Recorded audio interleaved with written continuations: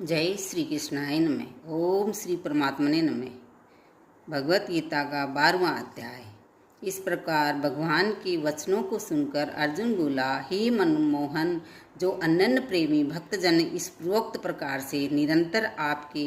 भजन ध्यान में लगे हुए आप सौगुण रूप परमेश्वर को अति श्रेष्ठ भाव से उपासते हैं और जो अविनाशी सच्चिदानंद घन निराकार को ही उपासते हैं, उन दोनों प्रकार के भक्तों में अति उत्तम योग वेता कौन है? इस प्रकार अर्जुन के पूछने पर श्री कृष्ण भगवान बोले, हे अर्जुन, मेरे में मन को एकाग्र करके निरंतर मेरे भजन ध्यान में लगे हुए जो भक्तजन अतिशय श्रेष्ठ श्रद्धा से युक्त हुए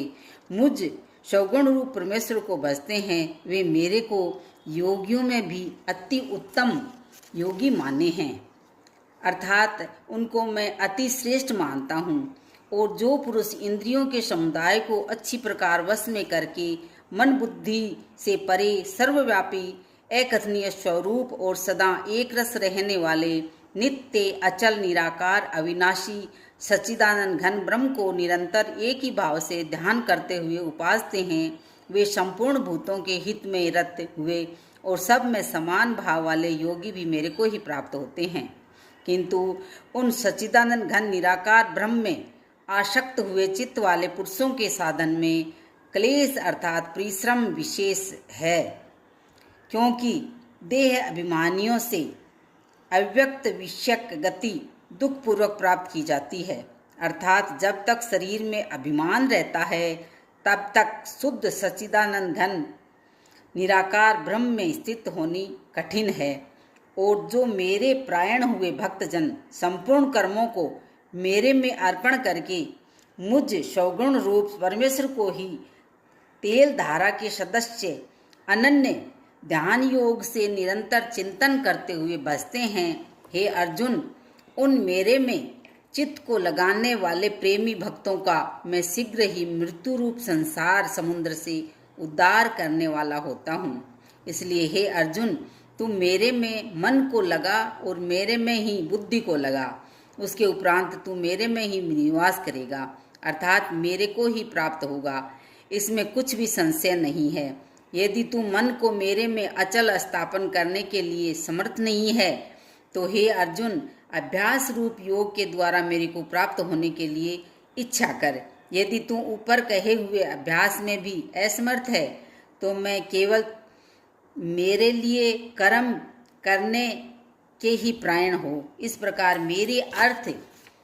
कर्मों को करता हुआ भी मेरी प्राप्ति रूप सिद्धि को ही प्राप्त होगा। और यदि इसको भी करने के लिए असमर्थ है तो जीते हुए मन वाला और मेरी प्राप्ति रूप योग के शरण हुआ सब कर्मों के फल का मेरे लिए त्याग कर, क्योंकि मर्म को न जानकर किए हुए अभ्यास से प्रोक्ष ज्ञान श्रेष्ठ है और प्रोक्ष ज्ञान से मुझ परमेश्वर के स्वरूप का ध्यान श्रेष्ठ है, तथा ध्यान से भी सब कर्मों के फल का मेरे लिए त्याग करना श्रेष्ठ है और त्याग से तत्काल ही परम शांति होती है। इस प्रकार शांति को प्राप्त हुआ जो पुरुष सब भूतों में द्वेष भाव से रहित एवं स्वार्थ रहित, सबका प्रेमी और हेतु रहित दयालु है तथा ममता से रहित एवं अहंकार से रहित, सुख दुखों की प्राप्ति में क्षम और क्षमामान है, अर्थात अपराध करने वालों को भी अभय देने वाला है, तथा जो ध्यान योग में युक्त हुआ निरंतर लाभ हानि में संतुष्ट है तथा मन और इंद्रियों सहित शरीर को वश में किए हुए मेरे में दृढ़ निश्चय वाला है, वह मेरे में अर्पण किए हुए मन बुद्धि वाला मेरा भक्त मेरे को प्रिय है, जिससे कोई भी जीव उद्वेग को प्राप्त नहीं होता है और जो स्वयं भी किसी जीव से उद्वेग को प्राप्त नहीं होता है, तथा जो हर्ष अमर्ष भय और उद्योग आदि से रहित है, वह भक्त मेरे को प्रिय है। जो पुरुष आकांक्षा से रहित तथा बाहर भीतर से शुद्ध और चतुर है, अर्थात काम के लिए आया था उसको पूरा कर चुका है एवं पक्षपात से रहित है और दुखों से छूटा हुआ है, वह सर्व आरंभों का त्यागी अर्थात मन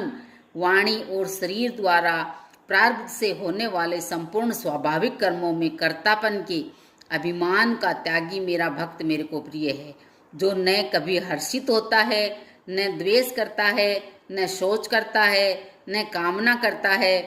तथा जो शुभ और अशुभ संपूर्ण कर्मों के फल का त्यागी है, वह भक्ति युक्त पुरुष मेरे को प्रिय है। जो पुरुष शत्रु मित्रों में और मान अपमान में सम है, तथा सर्दी गर्मी और सुख दुखादि द्वंद्वों में सम है, और सब संसार में आसक्ति से रहित है, तथा जो व्यक्ति निंदा स्तुति को समान समझने वाला और मननशील है, अर्थात ईश्वर के स्वरूप का निरंतर मनन करने वाला है, एवं जिस प्रकार से भी शरीर का निर्वाह होने में सदा ही संतुष्ट है और रहने के स्थान में ममता से रहित है, वह स्थिर बुद्धि वाला भक्तिमान पुरुष मेरे को प्रिय है। और जो मेरे प्रायण हुए, अर्थात मेरे को परम आश्रय और परम गति एवं सबका आत्मरूप और सबसे परे परम पूज्य समझकर विशुद्ध प्रेम से मेरी प्राप्ति के लिए तत्पर हुए श्रद्धायुक्त पुरुष इस ऊपर कहे हुए धर्म में अमृत को निष्काम भाव से सेवन करते हैं, वे भक्त मेरे को अतिशय प्रिय है। इति श्रीमद् भगवत गीता रूपी उपनिषद एवं ब्रह्म विद्या तथा योग शास्त्र विषयक श्री कृष्ण और अर्जुन के संवाद में भक्ति योग नामक 12वां अध्याय। जय श्री कृष्ण।